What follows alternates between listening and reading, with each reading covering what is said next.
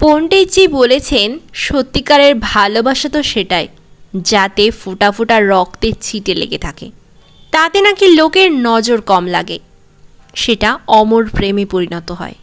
Cylinder blast করিয়ে প্রেমিকের সাথে হাত মিলিয়ে স্ত্রী হত্যা করেছে স্বামীকে, তবে তার কোনো প্রমাণ নেই। তবে তার পরকীয়ার খবর ছড়িয়ে পড়েছে পুরটা শহরে। স্ত্রী লেগে পড়ে আছে নিজেকে নির্দোষ প্রমাণ করতে, এদিকে তার প্রেমিকও হওয়া।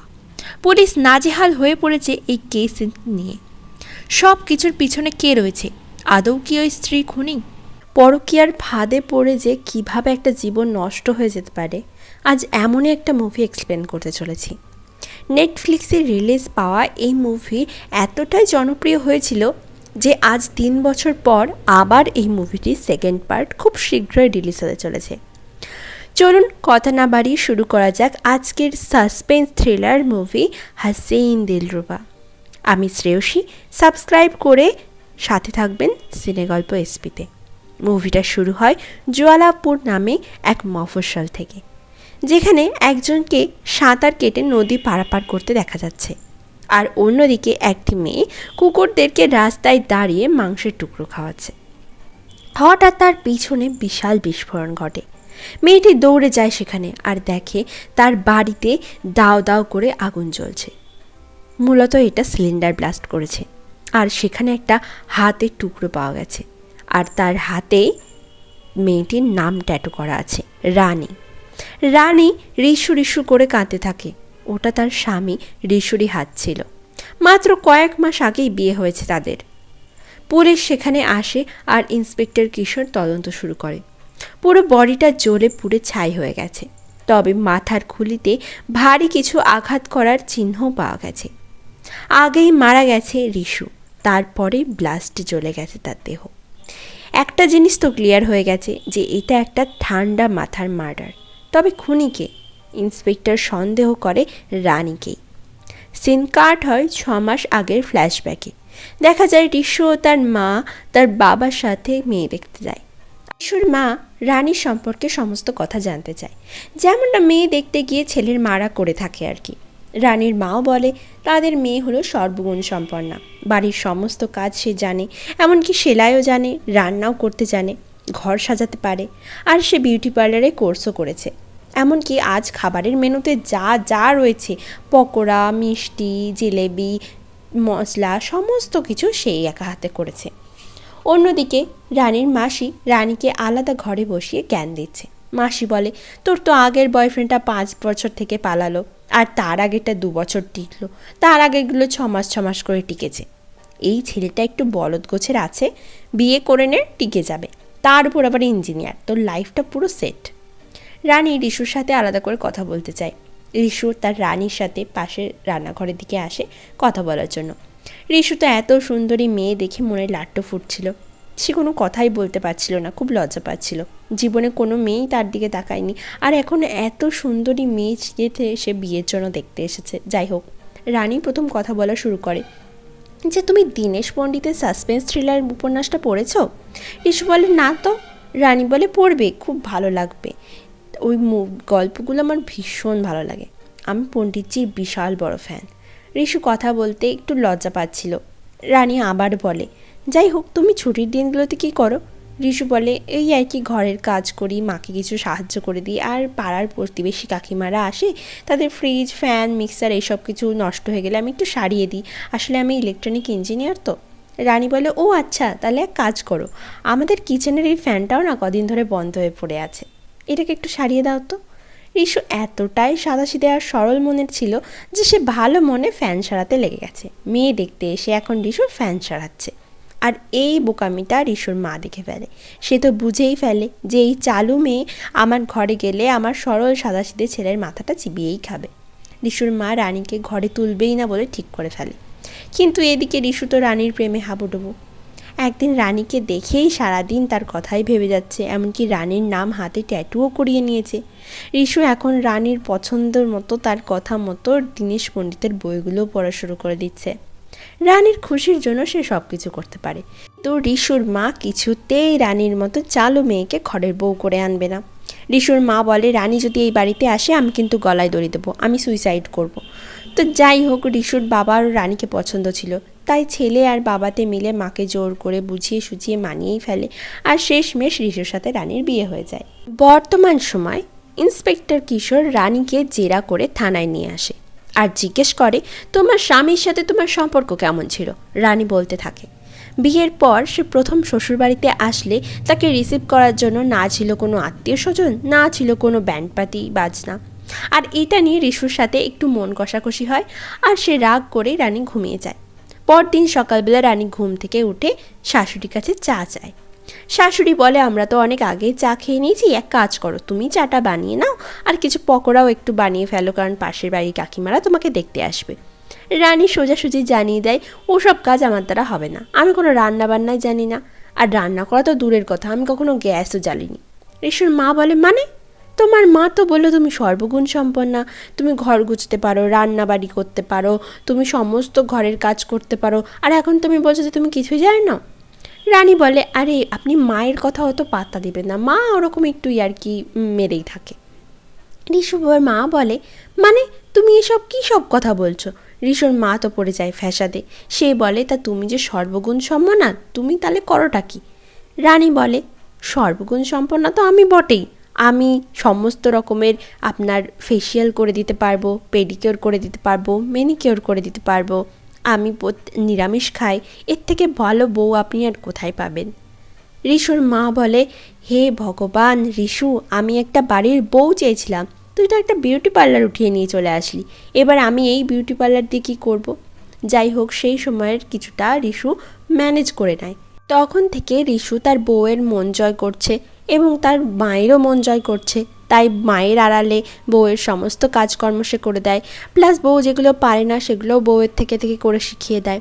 সে আসলে তার বউকে খুবই ভালোবাসত। আর তার বউ সারাদিন বাড়িতে বসে বসে কোনো কাজ না পেয়ে তার বিউটি পার্লারের কাজগুলো একটু করবে বলে কোনো লোক পাচ্ছিল না, তাই তার বাবাকেই ধরে তার সমস্ত চুল কাটিং করে দেয়, তার চুলে রং করে দেয়। এই সব দেখে তো ঋষু পাগল হয়ে যায় যে তার বাবার সে কী হাল করেছে তার বউকে একটু শক্ত হাতে ধরতে হবে এবার। তাই সে বন্ধুর কাছে পরামর্শ নিতে যায়। তার বন্ধু বলে দেয়, তুই সব সময় একদম রাগীভাবে থাকবি, তোর বউকে সব সময় অর্ডার করবি, কোনো কথাই বলতে দিবি না, এই প্রত্যেক দিন বলবি টাইমলি চা করে দিতে, টাইমলি ব্রেকফাস্ট করে দিতে, টাইমলি লাঞ্চ করে দিতে, দেখবি আপনা আপনি বউ ঠিক হয়ে যাবে। আর এদিকে রাত্রিবেলায় রানী তার মাসির সাথে কথা বলছিল। তার মাসি বলে, তোদের মধ্যে সব কিছু ঠিকঠাক আছে তো? রানী বলে, আর কিভাবে ঠিকঠাক থাকবে, তুমি এমন একটা ছেলের সাথে আমার বিয়ে দিয়েছো যে আমার সাথে সম্পর্ক করা তো দূরের কথা, আমার কাছেও আসে না, আমার সাথে কোনো কথাও বলে না, শুধু সারাদিন কাজ করেই চলে, আমার জন্য তার কোনো সময় নেই। তার মাসি বলে, মানে তোদের এই অবস্থা, এক কাজ করবি, যখনই ঋষু তোর কাছে আসবি তোর আঁচলটা ফেলে দিবি, দেখবি তোর ঋষু একদম তোর পিছনে সারাদিন ঘুরঘুর ঘুরঘুর করবে। তো রানী সেই কথা মতোই সকালবেলা ঋষু তাকে একদম রাগীভাবে বন্ধুর কথা মতো বলতে এসেছে যে এখনই আমার চা প্রয়োজন। ঠিক তখনই রানী তার গা থেকে আঁচলটা ফেলে যায়। যখনই ঋষু কিছু বলতে আসে রানী তখনই তার গায়ে থেকে আঁচলটা ফেলে দেয়। আর এই সমস্ত জিনিসে ঋষু কিছুটা ঘাবড়ে কোনো কথা না বলতে চলে যায়। তবে ঋষু চলে গেলেও ঋষুর মা কিন্তু আড়াল থেকে সমস্ত ব্যাপারগুলো লক্ষ্য করে এবং রানীকে সোজা জানিয়ে দেয় যে এই ভদ্রলোকের বাড়িতে এরকম অসভ্যতাম সে যেন না করে। তো যাই হোক, রানী ঠিক করে তার মাসির কথা মতো এবং ঋষুর সাথে সমস্ত কিছু ঝগড়া ঝামেলা মিটিয়ে নিতে হবে এবং একটা স্বামী স্ত্রীর সম্পর্ক গড়ে তুলতে হবে। কিন্তু সেই মতো রাত্রিবেলায় রানী ঋষুকে ডাকে এবং কথা বলতে চায়, কিন্তু ঋষু এমন বোকা বোকা কথা বলে যে রানীর আবার মাথা গরম হয়ে যায়। সে ঋষুকে ঘরের থেকে বাইরে চলে যেতে বলে। ভোরবেলায় তার মাসি ফোন করে রানীকে জিজ্ঞাসা করে, কী রে, সব ঠিকঠাক আছে তো? রানী বলে, কি মাসি, তোমরা এমন এক ছেলের সাথে বিয়ে দিলে, এমন সরল সাদাসিধে বলদ একটা ছেলে, সে না আমার কোনো ফিলিংস বোঝে, না সে বোঝে আমি কি চাই, সে আমার চাহিদাটুকুনিও বোঝে না, কখনো কাছেই আসে না, কিছুই বুঝতে পারে না সে। এর থেকে ভালো ছিল না আমি আমার কোনো পুরনো বয়ফ্রেন্ডকে বিয়ে করে নিতাম, হ্যান্ডসাম একটা ড্যাশিং দেখতে একটা ছেলেকে, বেকার বেকার এই একটা সরল সাদাসিধে একটা ছা পোষা একটা লোককে বিয়ে করতে হলো, আর এখন আমার সারা লাইফটা তোমরা বরবাদ করে দিলে। কিন্তু সমস্যা হচ্ছে এই কথাগুলোই ঋষু বাথরুমের ভিতর থেকে সবটা শুনে ফেলে। আর সরল সাদাসিধে মানুষরা তার প্রিয় মানুষের কাছ থেকে আঘাত পেলে সেটা অনেকটা খারাপ জায়গায় যায়। আস্তে আস্তে রিশু রানীর সাথে কথা বলা বন্ধ করে দেয়। সে আগে যেমন রানীর পিছন পিছন ঘুরঘুর করতো, তার সমস্ত কাজ করে দিত, তাকে গুরুত্ব দিত, সেটাই সে বন্ধ করে দেয়। তাকে কিছুই গুরুত্ব দেয় না, তাকে ইগনোর করতে শুরু করে। রানীর সাথে রিশুর দূরত্ব অনেকটা বেড়ে যায়। সে এখন রানীর সাথে কোনো কথাই বলতে চায় না। এখান থেকেই গল্পটা একটা নতুন মোড় নেয়। রিশু এখন প্রায়ই বলে তার অফিসে ওভারটাইম করতে হবে, তাই সে অনেক রাত করে ঘরে ফেরে, ঘুমোয়, আবার সকাল সকাল অফিসে চলে যায়। তাদের মধ্যে থেকে দূরত্বটা আরও বেড়ে যায়। তাদের মধ্যে এখন কোনো কথাই হয় না। হঠাৎ করে তাদের বাড়িতে একদিন নীল আসে। নীল ছিল রিশুর মাস্তুতো ভাই। নীল রিভার কার্টিং করতো আর মাঝে মধ্যে রিশুদের বাড়িতে এসে থাকতো। নীল যেমন সুন্দর কথা বলে তেমন সুন্দর সুগঠিত চেহারা তার। রানী ঠিক যেমন ছেলেকে বিয়ে করতে চেয়েছিল, হ্যান্ডসাম, ড্যাশিং আর যার সেন্স অফ হিউমার খুবই ভালো, ঠিক তেমনই ছিল নীল। আস্তে আস্তে রানী ও নীল একে অপরের প্রতি আকৃষ্ট হতে থাকে।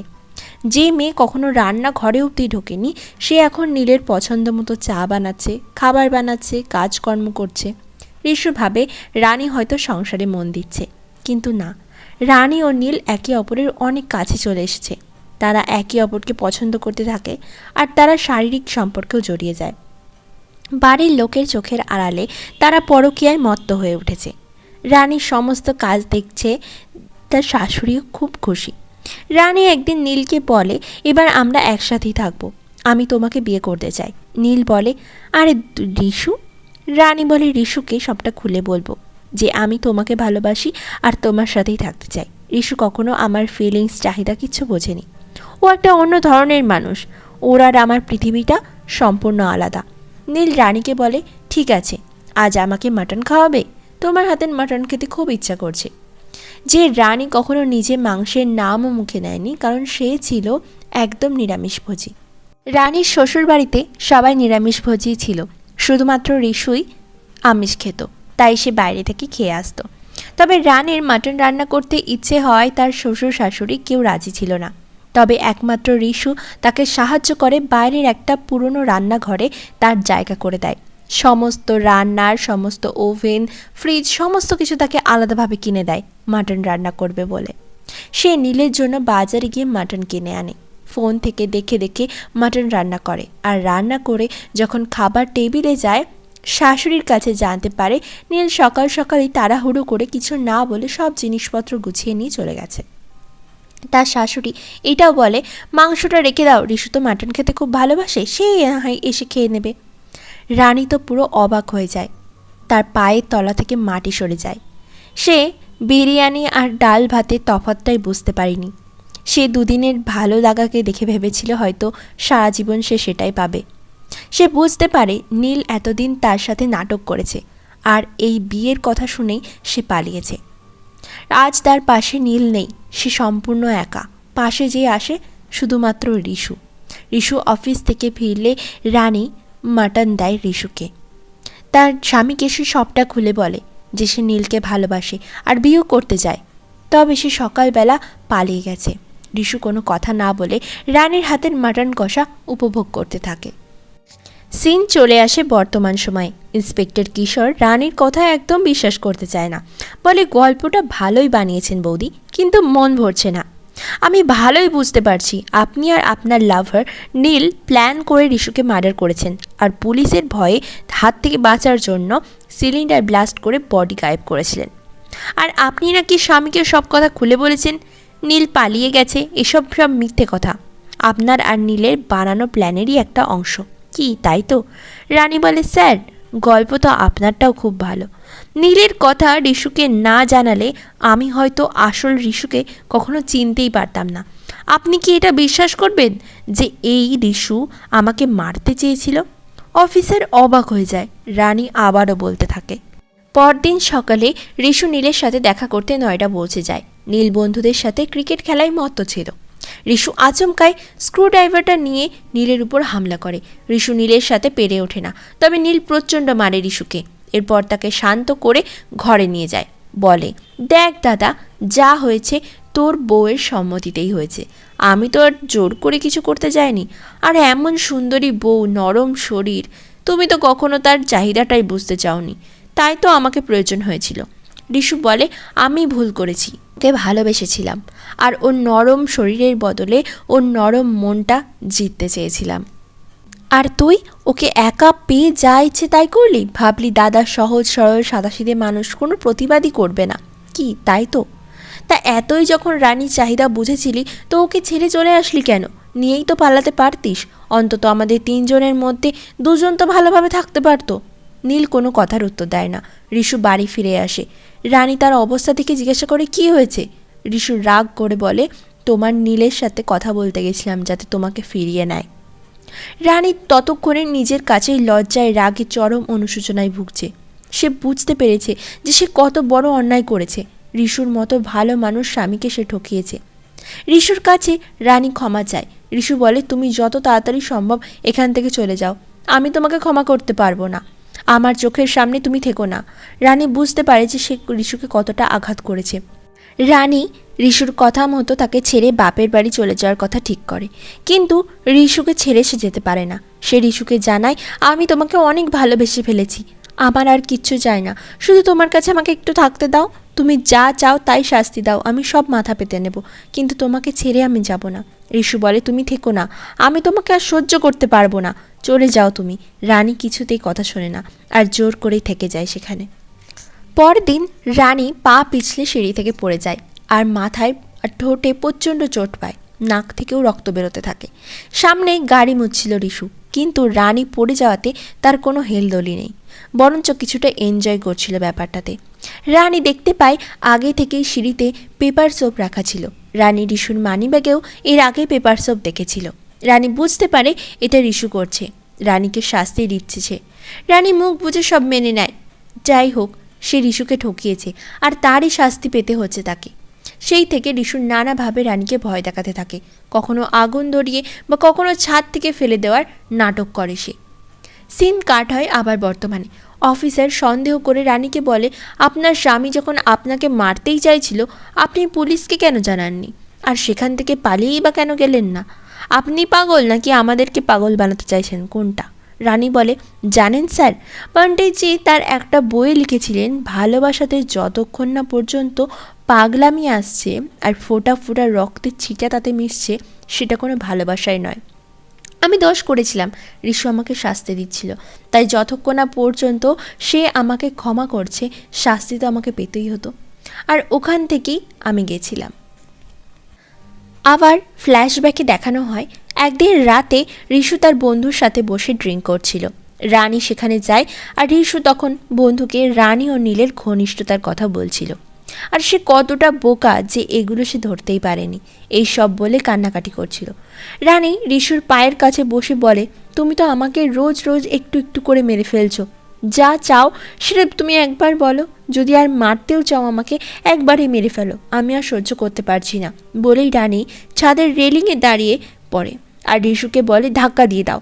রিশু এগিয়ে এসে রানীকে ধাক্কা দেয়, কিন্তু সাথে সাথে তার হাতটাও ধরে ফেলে। রানী আবারও নিজের অপকর্মের জন্য ক্ষমা চায় আর সব কিছু ভুলে নতুন জীবন শুরু করতে চায়। রানী বলে, আমি তোমার সাথে ভালোবাসে সংসার করতে চাই, তোমাকে ভালো রাখতে চাই, আর কিচ্ছু চাই না, শেষবারের মতো আমাকে ক্ষমা করে দাও, আমি কোনো দিন তোমাকে ছেড়ে কোথাও যাব না। রিশু রানীকে কষ্ট দিলেও তাকে প্রচণ্ড ভালোবাসত। রিশু বুঝতে পারে রানী সত্যিই হয়তো নিজের ভুল বুঝতে পেরেছে। রিশু রানীকে মন থেকে ক্ষমা করে দেয়। এরপর থেকে রিশু রানী কাছাকাছি আসতে থাকে, তাদের মধ্যে ভালোবাসার সম্পর্ক গড়ে ওঠে। শাশুড়ি ও বৌমাকে দেখে খুব খুশি। তারা একদিন ঘুরতে যায় শপিং মলে। সেখান থেকে ফেরার পথে হঠাৎই নীলের সাথে দেখা হয়ে যায়। নীল দাদা বৌদিকে একসাথে দেখে উত্ত্যক্ত করে নোংরা নোংরা কথা বলতে থাকে। রানী নেমে নীলের বাইকের মিরারটা ভেঙে ফেলে। নীল তার পিছনে বসে থাকা নতুন গার্লফ্রেন্ডকে নামিয়ে দিয়ে তাকে চলে যেতে বলে, আর রিশুকে বলে, আমার বাইকের পিছনের সিটটা তো এখন ফাঁকা, বৌদি চাইলেই এখানে বসতে পারে, বলে রানীকে টিজ করে চলে যায়। রিশু প্রচণ্ড রাগে নীলকে গাড়ি নিয়ে ধাওয়া করে, কিন্তু নীল পাথরের নদী দিয়ে পালিয়ে যেতে সক্ষম হয়। সময় আবার বর্তমানে। পুলিশ রানীর বাড়ির আশেপাশের সবার সাথে কথা বলছিল। তার প্রতিবেশীর কাছ থেকে জানতে পারে 2:30 নাগাদ নীল বাড়িতে এসেছিল। তার কিছুক্ষণ পর রিশুও বাড়িতে ফিরেছিল, আর তার 10 মিনিট মতো পর রানী বাইরে চলে গেছিল। আবার একটা বাচ্চা মেয়ের কাছ থেকে জানতে পারে যে রানী বেরোনোর পরে বলেছিল রিশু দাদাকে বলো দরজাটা বন্ধ করে দিতে, কিন্তু সেই সময় দরজাটা বন্ধ করেছিল নীল। এরপরই রানী যে রিক্সাওয়ালার সাথে বাজারে গেছিল সেই রিক্সাওয়ালাকে ডেকে পুলিশ জিজ্ঞাসা করলে রিক্সাওয়ালাও একই কথা বলে যে ব্লাস্টের কিছুক্ষণ আগেই রানী বাজারে গেছিল এবং সেখানে মাংস কিনে এনে কুকুরদেরকে দিচ্ছিল। পুলিশ মাংসের দোকানের লোকের সাথেও দেখা করে এবং জানতে পারে যে হ্যাঁ সত্যিই ব্লাস্টের কিছুক্ষণ আগে রানী বাইরে ছিল। তবে খুনটা কে করলো? হঠাৎ ইন্সপেক্টরের কাছে অফিস থেকে ফোন আসে। সবাই মিলে অফিসে পৌঁছালে জানা যায় সেদিন অজান্তেই সিসি ক্যামেরাতে কিছু ঘটনা ধরা পড়েছে, যেখানে দেখা যায় ব্লাস্টের পরই নীল বাড়ি থেকে নদীতে ঝাঁপ দিয়ে সাঁতার কাটছে। তবে তার মাথায় টুপি থাকায় স্পষ্টভাবে মুখটা দেখা যাচ্ছে না, যে দৃশ্যটা আমরা মুভির শুরুতে দেখেছিলাম। এরই মধ্যে পুলিশের সিনিয়র অফিসার আসে আর ইন্সপেক্টর কিশোরকে ওয়ার্ন করে চলে যায় যে এই সাধারণ একটা কেসের তার এতদিন লেগে যাচ্ছে কেন, তাড়াতাড়ি যেন সেটা সলভ করে, 2 দিনের মধ্যেই কেসটা ক্লোজ করতেই হবে। ইন্সপেক্টর কিশোর কিছুতেই বুঝতে পারে না যে খুনিকে। এদিকে রানী কোনো মুখই খুলছে না, শুধু ইনিয়ে বিনিয়ে কথা ঘোরাচ্ছে। অফিসার রানীকে ওই সিসিটিভি ফুটেজ দেখিয়ে নীল কোথায় সেটা জিজ্ঞাসা করে। রানী কিছুতেই মুখ খোলে না। কিশোরের অর্ডারে লেডি কনস্টেবল রানীকে মারধর করে, তবুও বয়ানের কোনো পরিবর্তনই হয় না। পরদিন ইন্সপেক্টর কিশোর রানীর মুখ থেকে সব সত্যিটা বের করার জন্য লাই ডিটেক্টর টেস্ট করার সিদ্ধান্ত নেয়। এবার জানিয়ে রাখি, লাই ডিটেক্টর মেশিন এমন একটা যন্ত্র যেখানে ওটা হাতে লাগিয়ে রাখা হয়, আর মানুষ যখন হঠাৎ মিথ্যে কথা বলে তখন তার হৃদস্পন্দন অনেক বেড়ে যায়, যেটা হাতে লাগিয়ে রাখলে কম্পিউটারের মাধ্যমে হৃদস্পন্দনের হেরফের ঘটে আর ধরা পড়ে যায় যে ব্যক্তি সত্যি কথা বলছে নাকি মিথ্যে কথা। তো সেই টেস্টে বসার আগে রানী বাথরুমে যায় আর সেখানে লুকিয়ে লুকিয়ে নিজের পায়ের তলার জুতোতে পেরেক ফুটিয়ে রাখে, যাতে সব সময় তার যন্ত্রণা হয় আর সত্যি কথা হোক বা মিথ্যে কথা তার হৃদস্পন্দন একই থাকে। কতটা চালাক এই মেয়ে ভাবুন তো। যাই হোক, লাই ডিটেক্টর টেস্টে রানীকে যাই প্রশ্ন জিজ্ঞাসা করা হয় তার হৃদস্পন্দন সেই টেস্টে একই রকম আসছিল। পুলিশ তো অবাক হয়ে যায় যে এটা কিভাবে আসতে পারে, নাকি সত্যি রানী সবসময় সত্যি কথাই বলছিল। লাই ডিটেক্টরের ডাক্তার আর অফিসার কিশোর সন্দেহ করে রানীকে, হয়তো কোথাও একটা গড়বড় হচ্ছে। হঠাৎই মাটিতে রক্ত দেখে তারা রানীর পা চেক করতেই বুঝে যায় যে পেরেক ফুটিয়ে রেখেছিল সে আগে থেকেই। পুলিশ রানীকে ভয় দেখিয়ে সত্যি কথা বলতে বললে এবার রানী আবার বলতে থাকে। সেই দিন সকালে শ্বশুর ও শাশুড়ি এক আত্মীয়র বাড়িতে যাওয়ার উদ্দেশ্যে রওনা হয়েছিল। তারপর রানী রিশুকে বাজার থেকে মাংস আনার জন্য কিছু আনতে বলেছিল। রিশু বেরিয়ে যাওয়ার পরই হঠাৎ নীল বাড়িতে আসে আর রানীকে উত্ত্যক্ত করতে থাকে। রানী বলে আমি মানা করায় সে আমাকে ব্ল্যাকমেল করে, যে আমি তার কথা না শুনলে আমার কিছু আপত্তিকর ছবি ও ভিডিও সে ইন্টারনেটে ছড়িয়ে দেবে। এই নিয়ে আমাদের মধ্যে কথা কাটাকাটি চলতে থাকে। ঠিক তখনই রিশু বাজার থেকে ফিরে আসে আর আমাদের দুজনকে এইভাবে কথা কাটাকাটি করতে দেখে ফেলে। রিশু সেদিন মাংসটা না এনে শুধুমাত্র মশলাপাতিটাই এনেছিল। সে আমাকে বলে যে তুমি মাংসটা নিয়ে এসো, আমরা 2 ভাই মিলে এই সমস্যাটাকে মিটিয়ে ফেলব। সেই মতো আমি রিক্সা করে মাংস কিনতে চলে যাই আর যাওয়ার পথে একটি বাচ্চা মেয়েকে বলে দিই যেন রিশু দাদাকে বলে ভেতর থেকে দরজাটা আটকে দিতে।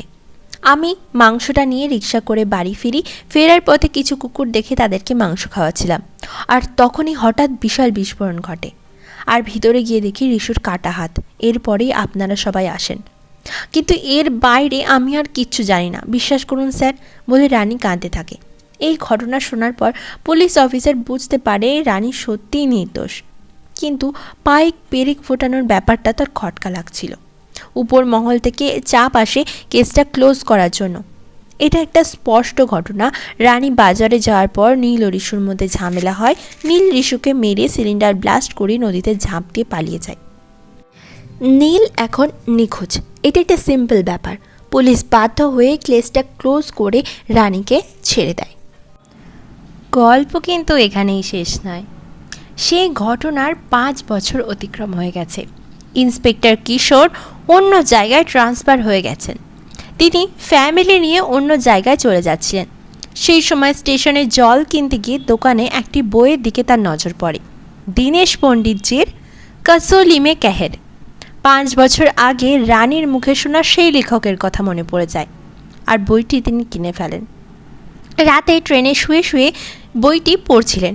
হঠাৎই বইয়ের শেষ ঘটনাটা কেমন জানি তার চেনা চেনা লাগে। ঘটনাটা পড়ে বুঝতে পারেন আসলে সেদিন মার্ডারটা ঠিক কে করেছিল আর কিভাবে সব ঘটনা ঘটেছিল।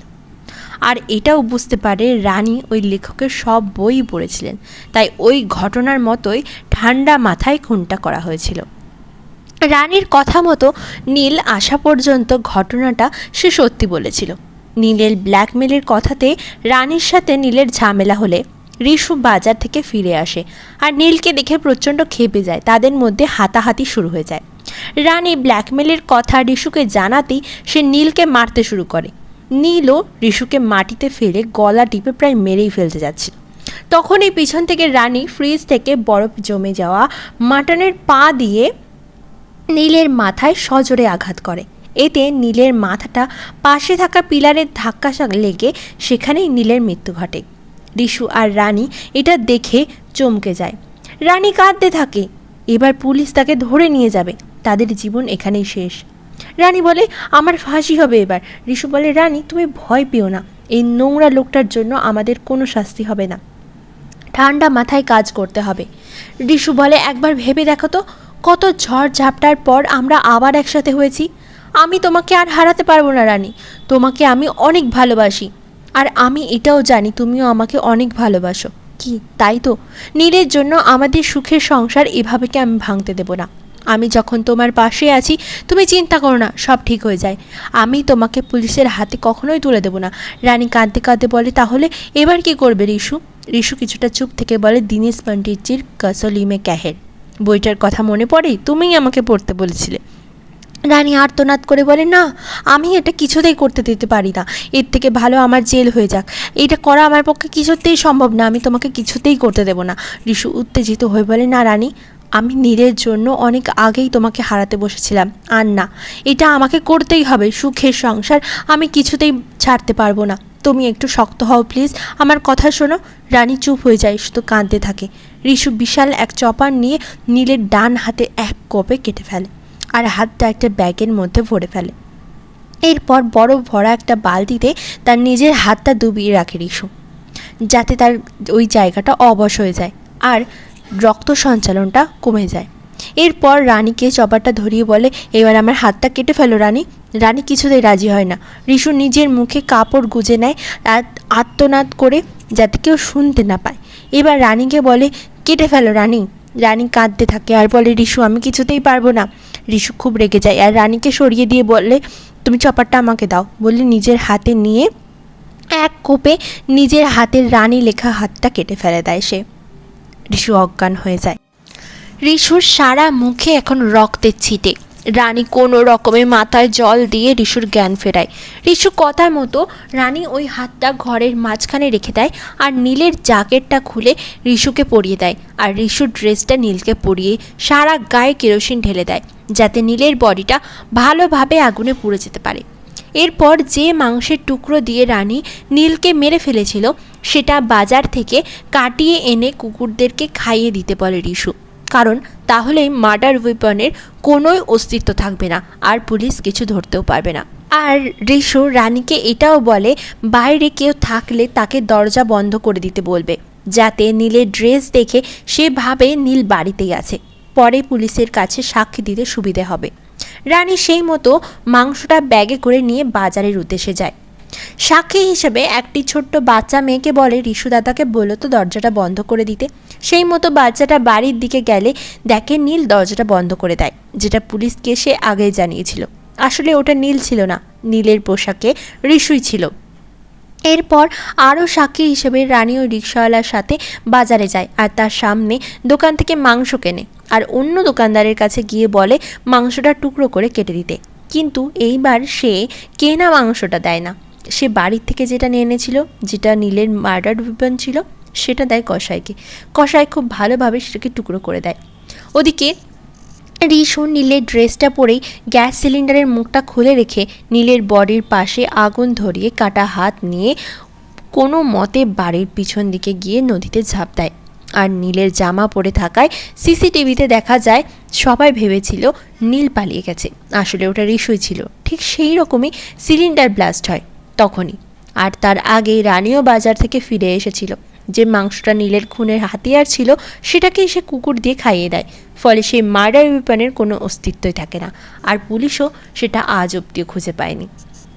প্ল্যান মাফিক সিলিন্ডার ব্লাস্টের নীলের বডি পুরো যায়, পড়ে থাকে শুধুমাত্র কাটা হাত।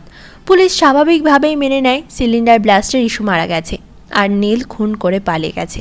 অর্থাৎ রানী যে নীলকে মেরে ফেলেছিল সেই মৃত নীলকেই রিশু কায়দা করে নিজের খুনি বানিয়ে পালিয়ে গেছে, যাতে পুলিশ তদন্তের সময় রানীকেই ধরতে না পারে আর তারা সুখে সংসার করতে পারে। এইটা পড়ে পুলিশ অফিসার কিশোর পাগলের মতো একা একাই হাসতে থাকে। সে বুঝতে পারে রিশু ও রানী কিভাবে তাকে গোটা ডিপার্টমেন্টকে বোকা বানিয়েছে। সত্যি মানুষ ভালোবাসার জন্য কি না কি করতে পারে। আর দীনেশ পণ্ডিতজির এই লেখা, এই ঘটনা সব কিছু পড়ে পুলিশ অফিসারও দীনেশ পণ্ডিতজির ফ্যান হয়ে যায়।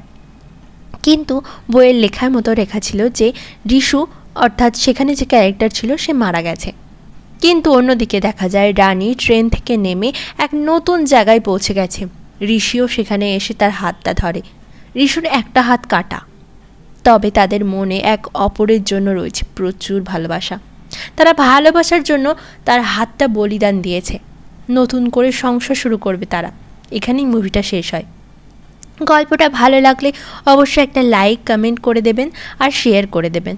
আর একটা কথা বলে রাখি, আর কিছু দিনের মধ্যেই এই মুভির কিন্তু সেকেন্ড পার্টটা রিলিজ হতে চলেছে নেটফ্লিক্সে। আর এই সেকেন্ড পার্টের এক্সপ্লেশন যদি পেতে চান তাহলে অবশ্যই আমার চ্যানেল সিনে গল্প এসপিকে সাবস্ক্রাইব করে বেল আইকনটা প্রেস করে দেবেন। আমি শ্রেয়সী ফিরে আসবো এক অন্য গল্প নিয়ে।